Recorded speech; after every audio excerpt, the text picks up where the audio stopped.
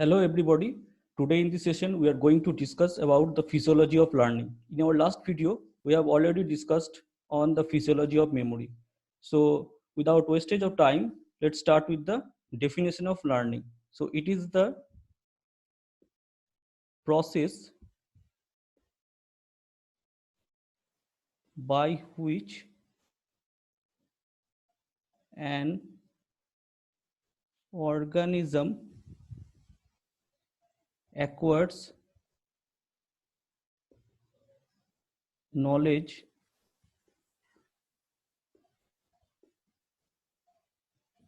about the environment.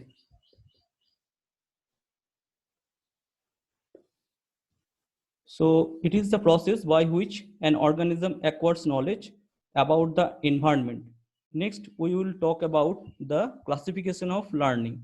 So learning can broadly be classified into two headings.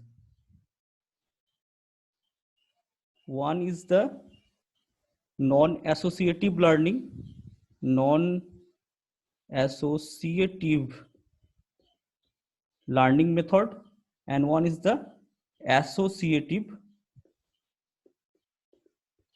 learning method. Non-associative learning is of three types. One is the habituation.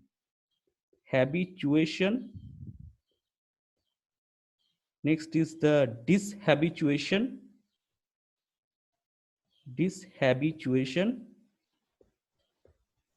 And third one is the sensitization.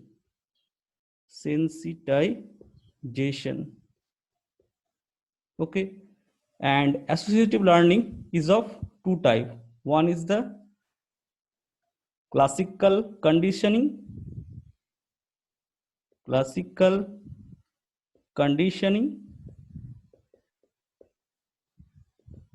and another one is the operant conditioning.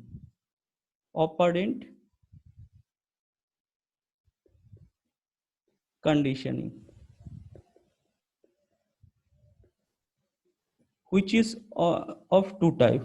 This operant conditioning is also have two types. One is the reward and one is the punishment type of behavior. So one is the reward type of behavior and one is the punishment type of behavior. So again, learning can be of two types. One is the non-associative learning and associative learning. And non-associative learning is of three types. One is the habituation, dishabituation, and sensitization. And associative learning is of two types mainly. One is the classical conditioning and one is the operant conditioning. Operant conditioning is of two types. One is the reward behavior and punishment behavior. So these are the behavior. This is also a type of behavioral response.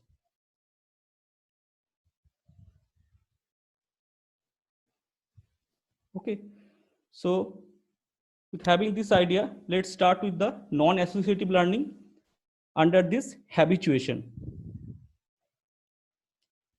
So habituation is what? It is a decrease in response to a benign stimuli, a decrease in response to a benign stimuli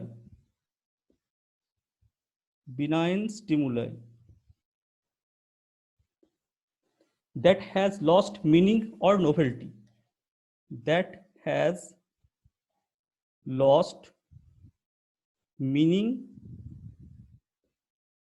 or novelty.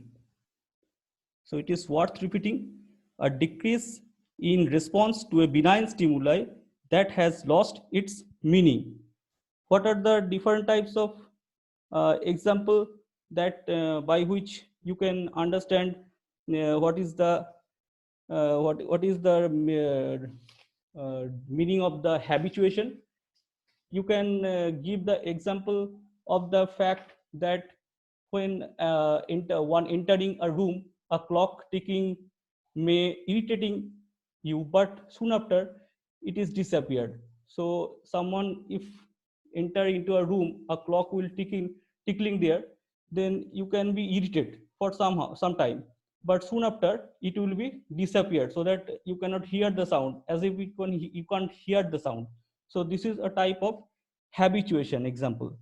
Now, what is the mechanism of action of this habituation? So what is the mechanism of action of this habituation? So first, repeated benign or noxious stimuli is applied. So first will be the repeated benign stimuli will come. Benign stimuli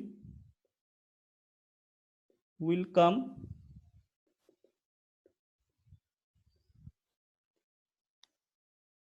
Then action potential subsequently reach at the nerve terminal. Action potential reach is at nerve terminal. After that, as a result of this, some unknown neurotransmitter, here the neurotransmitter is yet to be discovered, that which neurotransmitter is basically responsible to create this habituation behavior is still unknown. So an unknown type of neurotransmitter will release will release and it work on the G-protein coupled receptor present at the nerve terminal, which has basically G alpha inhibitory type action. So as a result of this, there will be increased potassium ion efflux. So as you all know, efflux of potassium ion will lead to hyperpolarization of cell. Hyperpolarization of nerve terminal. So if there will be hyperpolarization, the voltage gated calcium channel will be shut down. So decreased calcium ion influx. Calcium ion influx will be reduced. And as a result of this, no neurotransmitter will be released at the synaptic cleft. So decrease neurotransmitter release, decrease neurotransmitter releasing at the synaptic release at the synaptic cleft.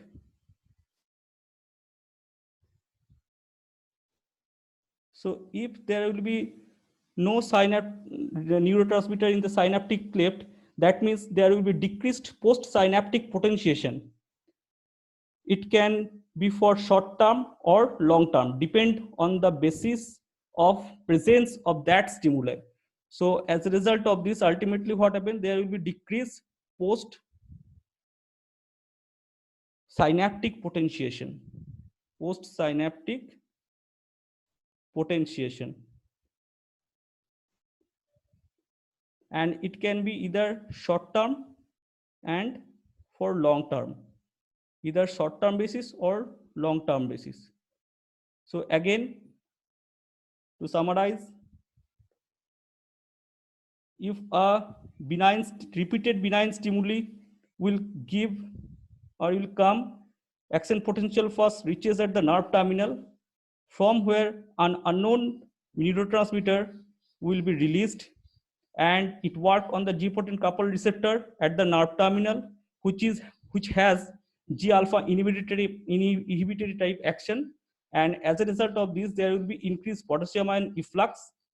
So potassium ion efflux will lead to hyperpolarization of the cell or nerve terminal, and as a result of this, there will be decreased calcium ion influx due to closure of the voltage gated calcium channel, decreased release of the neurotransmitter from the synaptic nerve terminal into the synaptic cleft, and as a result of this, there will be decreased post-synaptic potentiation. There will be decreased post-synaptic potentiation. So it can be either short-term or it can be either long-term response. So this is all about our habituation. Next, come to the dishabituation. Dishabituation. So what is that? Dishabituation, partial or complete restoration of habituated response. It is the partial or complete restoration of habituated response following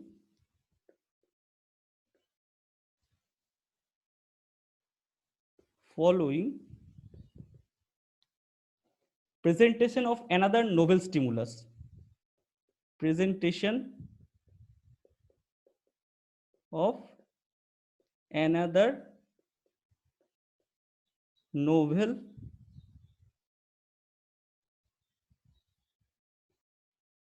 stimuli.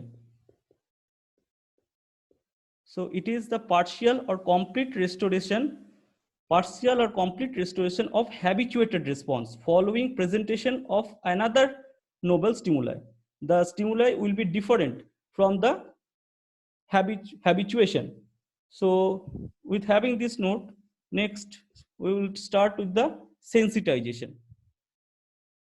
Sensitization. What is that sensitization? It is, in a sense, the opposite of the habituation, and it can be defined as the strengthening. So sensitization is the strengthening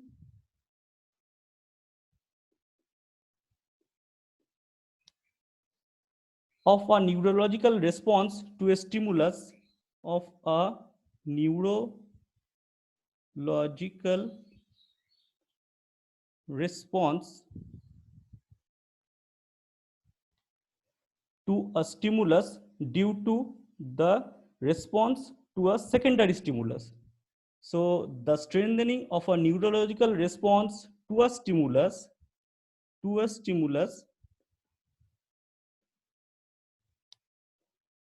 to the response to a response to a stimulus, secondary stimulus, due to a response to a secondary stimulus. Here it is the secondary stimulus. So when a stimulus will come and it will help to release another stimulus which is known as the secondary stimulus, and that will create the sensitization behavior.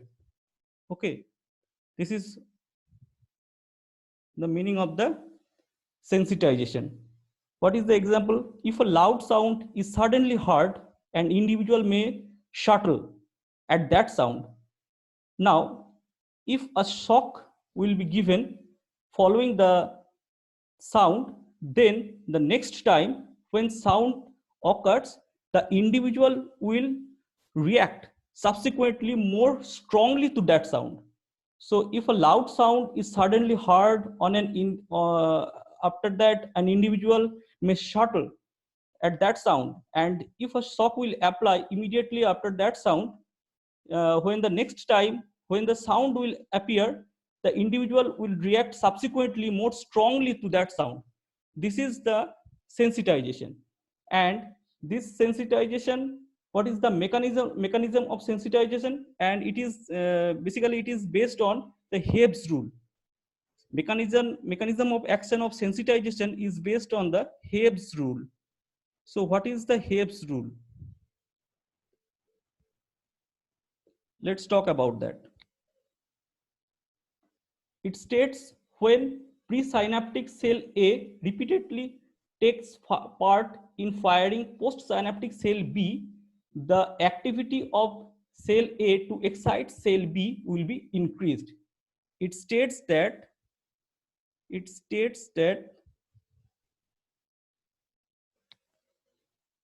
when presynaptic cell A presynaptic cell A takes part in firing postsynaptic cell B, the ability of A to excite B will be increased. The ability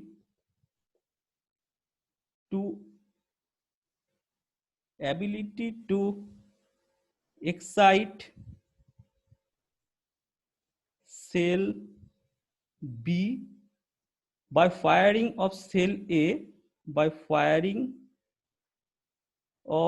cell A will be increased. So suppose it is the cell A and it is the cell B. Now, when A cell will fire to cell B repeatedly, the ability to fire or to excite B cell by the A cell will be gradually increased if it will happen in repeated manner. So this is the basic mechanism of sensitization. Now this sensitization mechanism of action will be discussed now in a flowchart. So mechanism of action of sensitization. We'll start it from here. This is the sensory neuron here, and this sensory neuron will send signal to an interneuron, and also there will be another interneuron who will send the secondary stimulus to the motor neuron. So these are the neuron 1, 2 and 3. So this states that increased release of neurotransmitter from third facilitatory interneuron to the presynaptic facilitation. So first there will be increased release of the neurotransmitter from third facilitatory interneuron, from third facilitatory interneuron.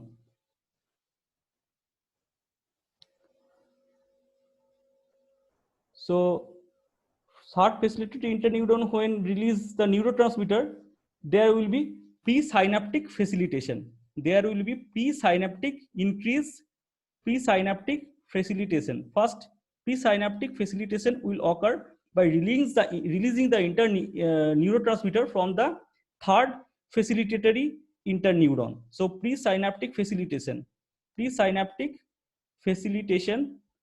will occur first. Facilitation will occur first. Now suppose a shock comes. So shock occurs. That will lead to release of serotonin. Here the neurotransmitter is known, that is the serotonin. So serotonin will be first released. Serotonin release. It immediately what action it will be done? It will react on the G-protein couple receptor, which has action similar with the G stimulatory alpha and GQ. So there are two types of G-protein couple receptor. One has action similar with the GQ, one has action similar with the G alpha stimulatory. Together with this reaction, there will be depolarization of nerve terminal. There will be depolarization of nerve terminal first, and as a result of this, there will be increased calcium ion influx. calcium ion influx will be increased, and this calcium ion will help to increase neurotransmitter release at the synaptic cleft, increase neurotransmitter release into synaptic cleft,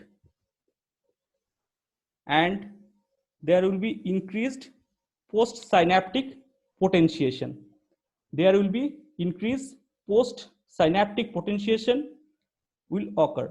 Increase postsynaptic potentiation will occur.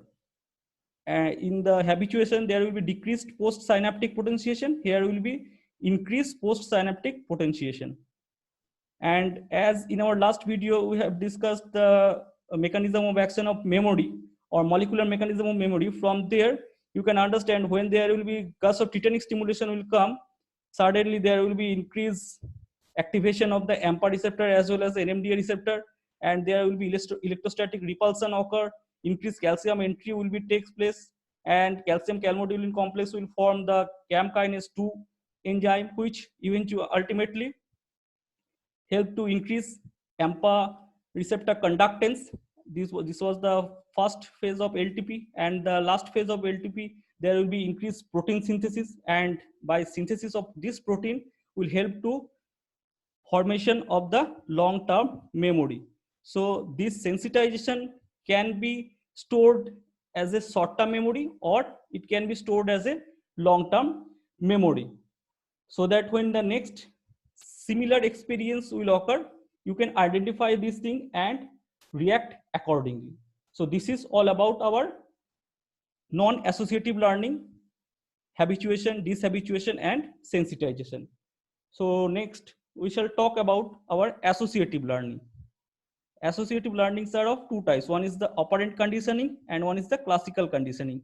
So first is the associative learning process. Under this, we will start with the operant conditioning. But before that, there will be some general mechanism of action of associative learning. What are those? Associative learning can occur by the three factors. One, either to activate an existing pathway or forming a newer one. Either there should be activation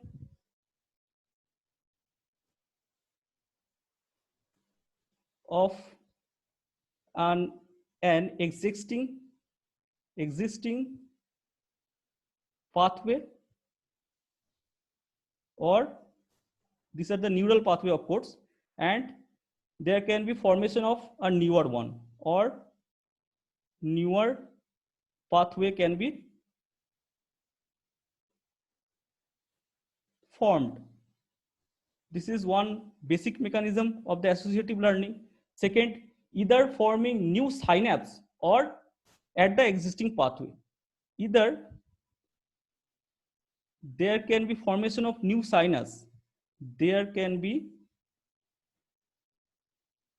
formation of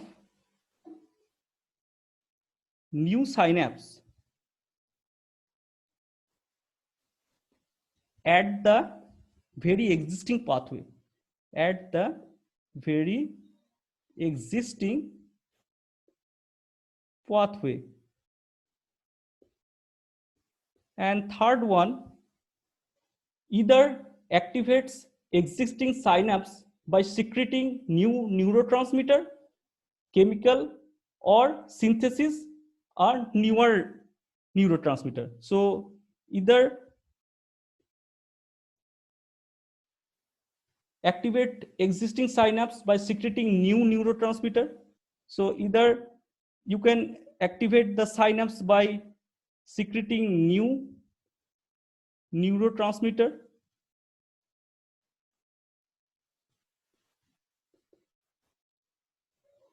or synthesis of a new neurotransmitter, or you can increase the concentration of existing neurotransmitters. So again, to summarize, either this associative learning can be formed either by activation of an existing pathway, or the newer pathway can be formed. So any type of neural pathway, either which was previously dormant, you have to activate this thing, or some newer pathway you have to form first to have this associative learning, to experience this associative learning. Or there can be formation of new synapse in between the two neuron at the very existing pathway. And third one is the either there will be increased concentration of the existing neurotransmitter, and or there can be increased synthesis of new neurotransmitter within that synapse. So these are the basic mechanism of action of the associative learning. So with having this idea, we shall talk about the operant conditioning. Operant conditioning.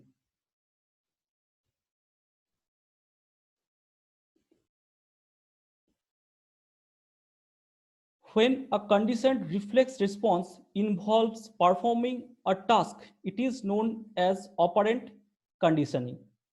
When a conditioned reflex response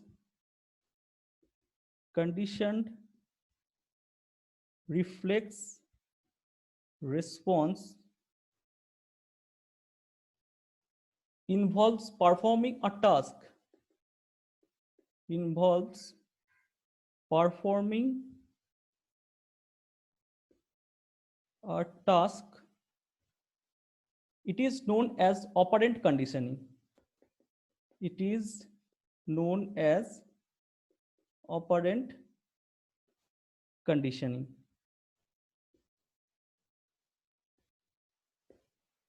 Now, this operant conditioning can be of two types. One is the reward and punishment. Both are controlled by motivation and attention. So, reward and the punishment both are under control of motivation and attention. Both are under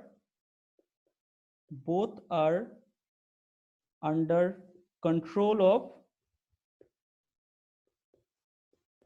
motivation and attention. Now, next we will talk about the mechanism of action of rewarding and punishment individually. So rewarding stimuli activates which part of the brain first? It is exactly at the pons. The cell is known as locus coeruleus. So first, rewarding stimuli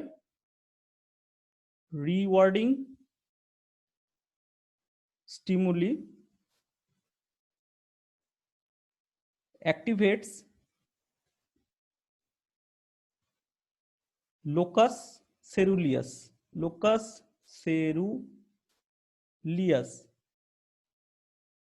nucleus at the pons. It will do what? It will release the neurotransmitter known as the norepinephrine. Norepinephrine will be released in the media. It will then pass through medial forebrain bundle. Medial forebrain bundle. Eventually, it will reach at the hypothalamus. There are lots of nuclei in the hypothalamus are there. Which nuclei is responsible for rewarding response? Exactly the lateral and ventromedial nuclei of the hypothalamus. So it will stimulate the lateral and ventromedial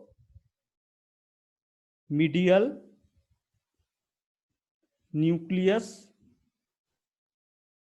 of hypothalamus. Now, from there, the signal will reach in the midbrain. Which part of the midbrain? Exactly at the ventral tegmentum part of the midbrain. So, the signal will reach at the ventral tegmental part of the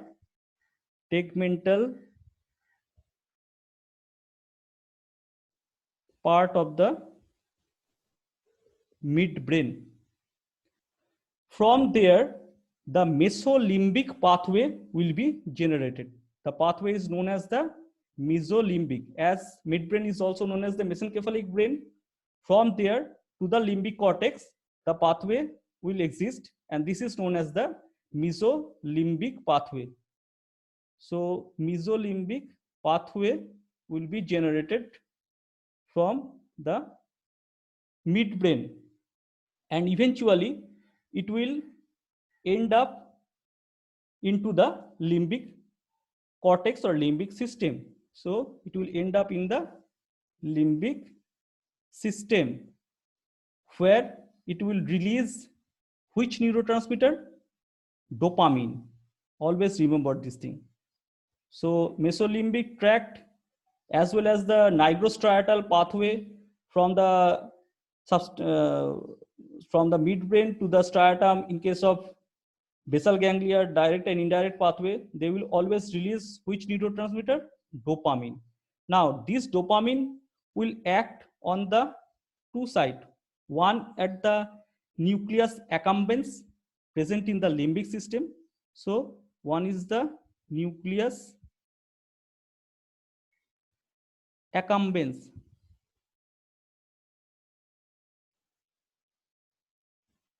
So, nucleus accumbens, where basically the D3 receptor is there. So within the nucleus accumbens, there will be D3 receptor, and another site is the amygdala and hippocampus. So amygdala, mainly the amygdala here. Here the receptor is known as D5. So both this together action finally output to motor nuclei will occur.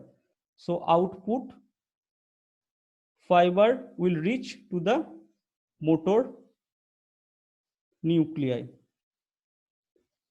and positive behavioral response will be generated as a result of rewarding stimuli. Positive behavioral response will be there. So again, to summarize this thing, first rewarding stimuli will come. It activates the locus coeruleus present in the pons, and it will, after activation, release norepinephrine type neurotransmitter in the media, and this neurotransmitter will pass through the medial forebrain bundle and reach subsequently at the lateral and the ventromedial nucleus of the hypothalamus. Many a time this MCQ will ask which neurotransmitter will be released from the locus coeruleus, or which part of the hypothalamus is responsible for the reward response. Exactly the lateral or the ventromedial nuclei of the hypothalamus. So from there, the ventral tegmentum part of the midbrain will be activated. From there, the mesolimbic pathway will be generated. And this mesolimbic pathway will ultimately reach at the limbic cortex, from where this pathway will release the dopamine neurotransmitter. Now, this dopamine neurotransmitter will act on the D3 receptor present in the nucleus accumbens. In short, you can write it NA, nucleus accumbens, or it can activate the amygdala, where the D5 receptor is present. Both this receptor action, the output will be generated to the motor nuclei, and thus the positive behavioral response will occur. So this is all about our rewarding process. Now we shall talk about the punishment. Now punishing stimuli activate which part of the brain? Exactly the raphe nuclei of the medulla. So punishing stimuli first. Punishing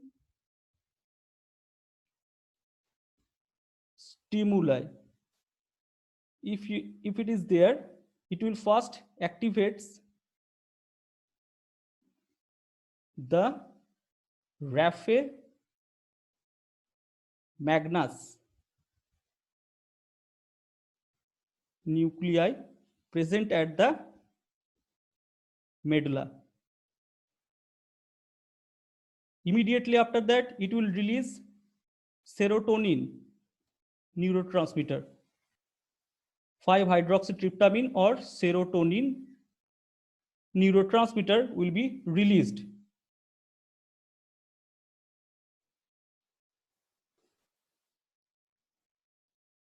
So serotonin neurotransmitter will be released from the raphe magnus nuclei of the medulla, and it will pass through the medial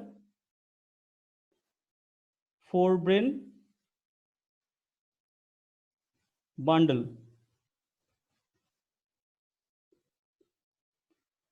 and subsequently it will reach into the hypothalamus. Now, which part of the hypothalamus is responsible this punishment behavior? It is exactly the posterior and the dorsomedian nuclei of the hypothalamus. One is the posterior and dorsomedian nuclei of hypothalamus. Remember that in case of rewarding, the nucleus are the lateral and ventromedial, but for punishment behavior, it is the posterior and the dorsomedian nucleus of the hypothalamus will be activated, and it will send its signal to the dorsal part of the midbrain.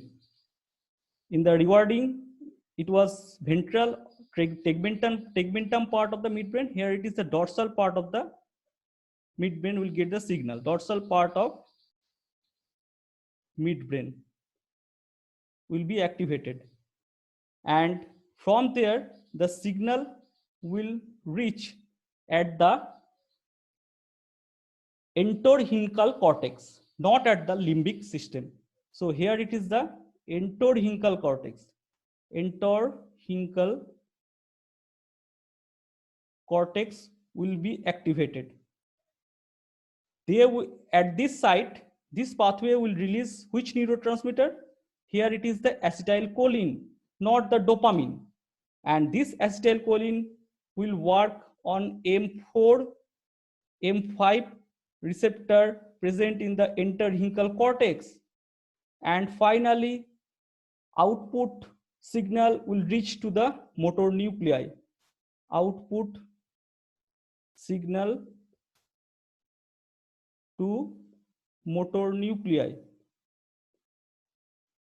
and ultimately the avoidable behavior response will be activated or generated. Avoidable behavior response will be activated. So again, recapitulate the punishment behavior. When the punishing stimuli will be applied, it activates the raphe magnus nucleus present at the medulla. It will release serotonin or 5-hydroxytryptamine. This can also be asked as a short note, or it can also be asked as MCQ, which neurotransmitter is basically released during the punishing stimuli, application of punishing stimuli. Answer should be the serotonin or 5-hydroxytryptamine. Then it will eventually activate the medial forebrain bundle, and this neurotransmitter will be going through this bundle and reach up to the hypothalamus. Now, which nuclei of the hypothalamus are particularly responsible for this punishment behavioral generation? This is the posterior part and the dorsomedian nuclei of the hypothalamus. From there, the dorsal part of the midbrain will receive the signal, and ultimately this final signal will reach to the entorhincal cortex. And this entorhincal cortex will have the muscarinic receptor like M4 and M5. When the acetylcholine is released into this entorhincal cortex, it will activate this receptor, and finally the output signal will be reached to the motor nuclei.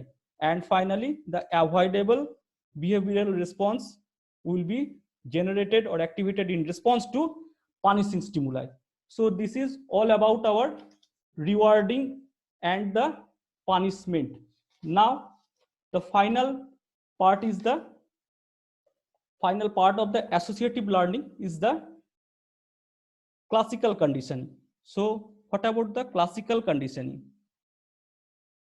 Classical conditioning.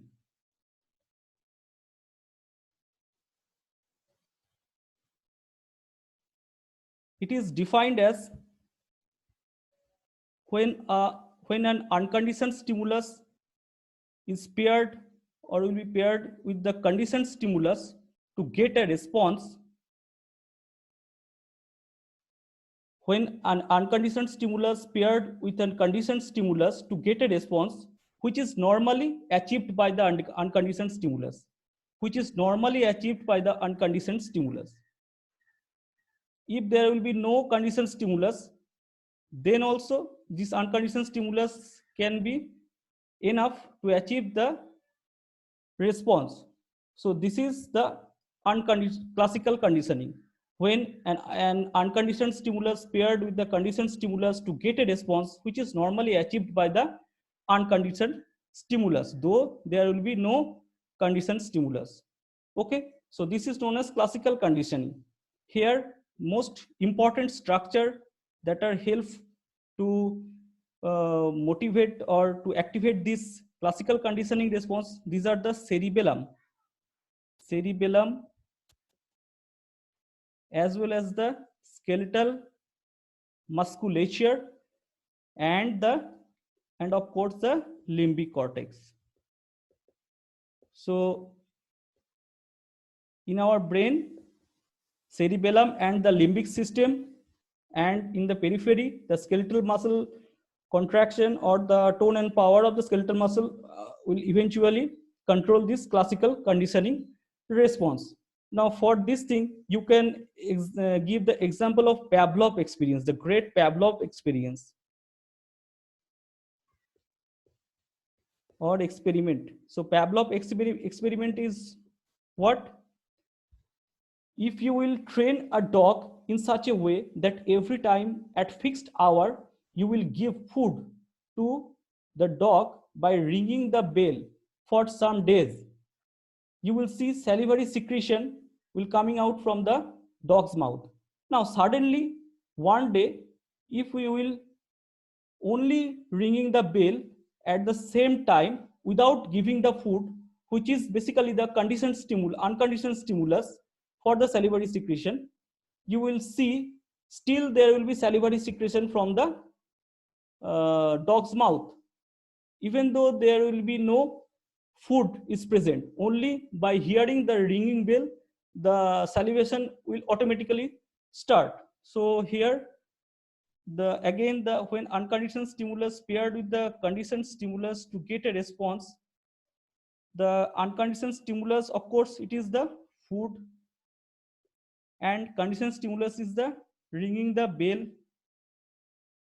Okay, so you can understand that when there will be only the unconditioned stimulus, there will be salivary secretion, so salivation is there. But if in a someday you will not give the food, only the bell sound you will give, then also the salivation or salivary secretion will start coming out from the mouth of the dog. So this is all about the classical conditioning response. Now, two important fact of the classical conditioning is the extinction and the biofeedback. Extinction or the biofeedback. What are those? Extinction means if bell rings continuously, then suddenly or gradually salivation will be diminished and one day it will stop. If bell rings continuously, so if you will apply the stimulus continuously, the external stimulus or the conditioned stimulus, continuously application will be done. So continuous application of conditioned stimuli like ringing the bell, if we will give the salivary secretion gradually or response is gradually decreased, and one day it will be stopped. So this feature is known as the extinction, or this phenomena is known as the extinction. And what about the biofeedback? With this conditioned stimulus, conditioned visceral changes like alteration in heart rate, blood pressure is also occur, which is known as potential therapeutic importance, which has the potential therapeutic importance. So visceral changes you cannot ignore. Visceral changes like increase in the heart rate, or alteration in the heart rate, or alteration in the blood pressure can also be occurred in response to the conditioned stimulus. And this feature is known as the biofeedback. So this autonomic changes